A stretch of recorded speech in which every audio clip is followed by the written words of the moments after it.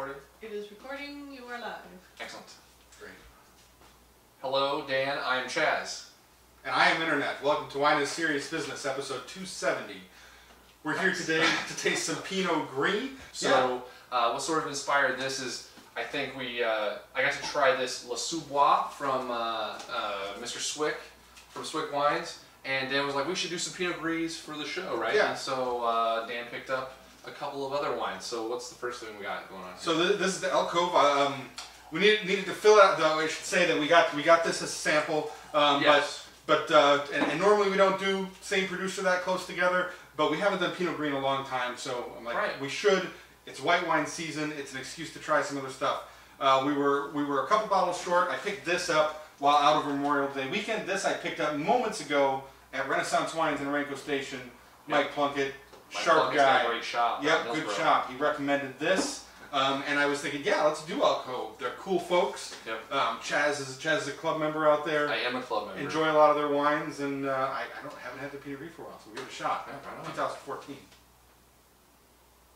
Smells like Pinot Gris. It does, but this is like a less acidic, less lean version of Pinot Gris, right? This is a little more fruity, like a little more on the like ripe appley side, not so much green appley side. A little more peachy. The apples are all over this, yeah. Yeah. It reminds, and a little stony. It reminds me a little bit of Riesling. I'd like to think that I'd know it's not Riesling if you just handed me a glass of it. Once you taste it, you would know. But some smells are similar. It's enjoyable. Right. I just like that this, I think 14, maybe 14 will just provide those sort of flavors when it comes to Gris, along with, we know 14 is kind of going to be a little bit of a warmer vintage, a step up from 13, and maybe that came through in the Pinot Gris. But, the aromas on this are fantastic. Yeah.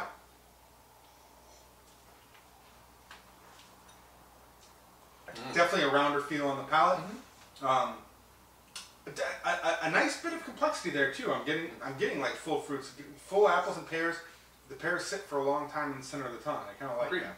The sort of white pear. Granny Smith is more coming through on the palate here. There's definitely a kind of an edgy, acidic edge, sort of as the wine finishes.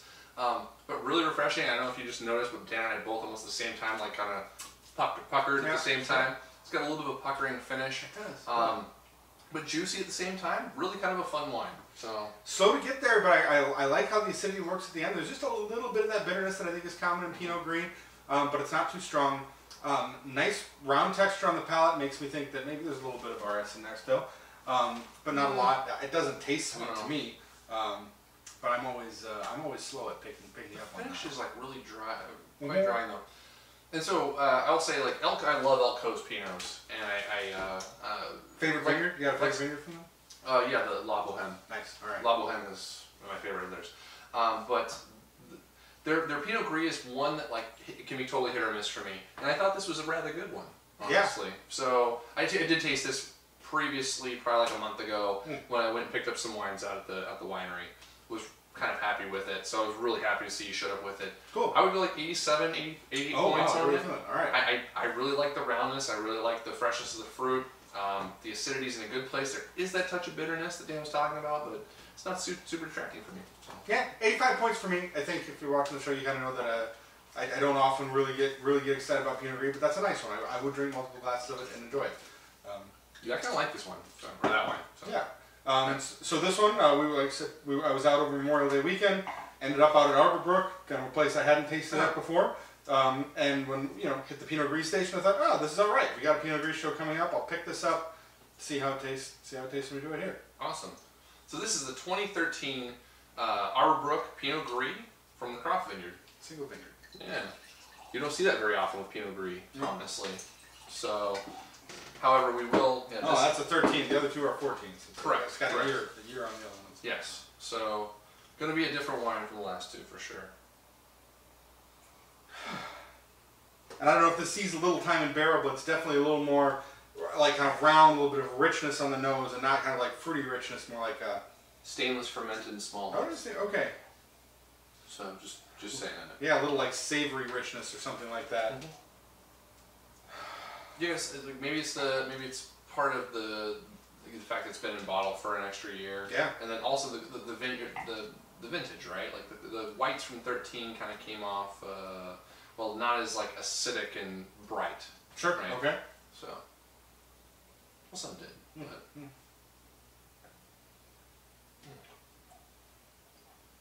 Yeah, I'm still working with those. It's sort of like got an almost earthy characteristic to it to me, which is kind of strange, but it reminds me of white cake. Yeah. Oddly. Yeah. Not the frosting. No. But yeah, more like yeah. Slice of cake. But it has like almost like a raw hazelnutty note to it, and then like maybe like the white pear. Like the nose is definitely dialed down from the Cove. We probably should have done this one in front of the Cove. So.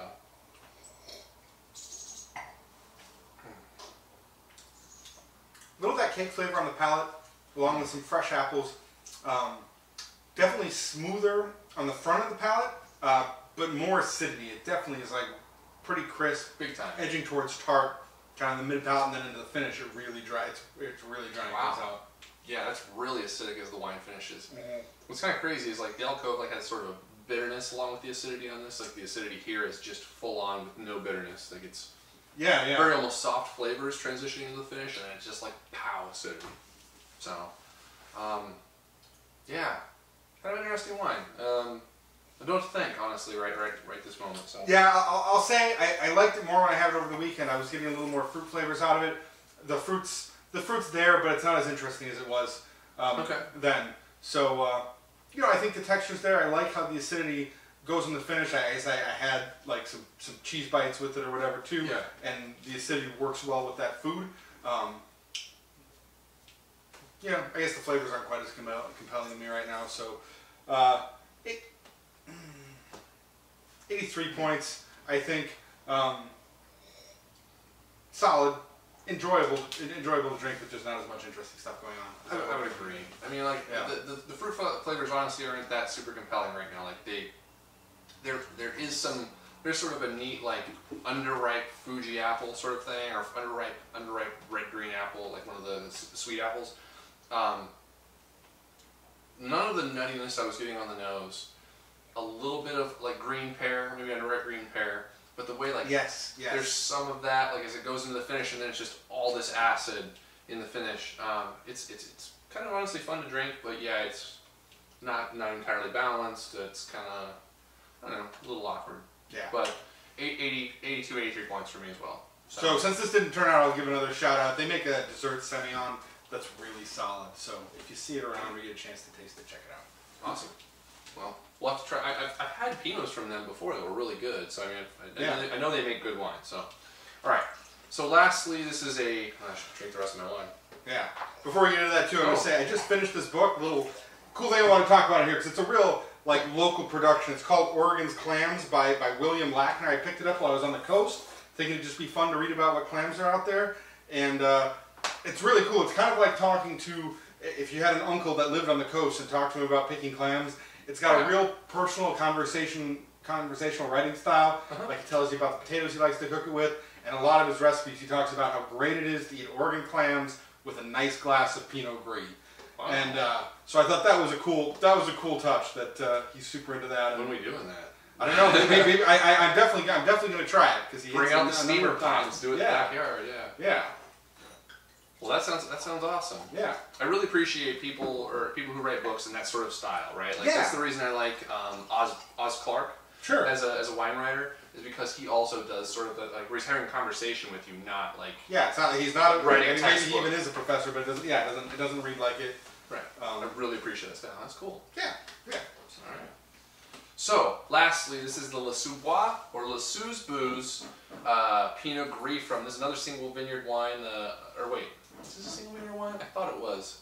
No, it just says from Underwood, Washington. I think it's a single vineyard wine, but yeah, I know Joe. The Sous-Bois Pinot was single vineyard in the gorge, right? I think so. Yeah. So, but this is Washington fruit, Columbia Gorge AVA, 2014. All right.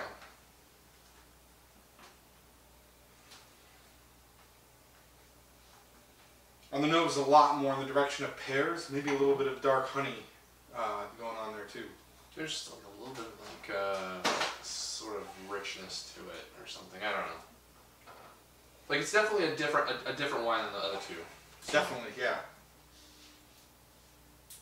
Full pairs with a lot of depth. I like the nose, and it's different from what I've usually experienced in Pinot Gris. Where am I going with this? Sorry, off camera pour over here, bitter lip. So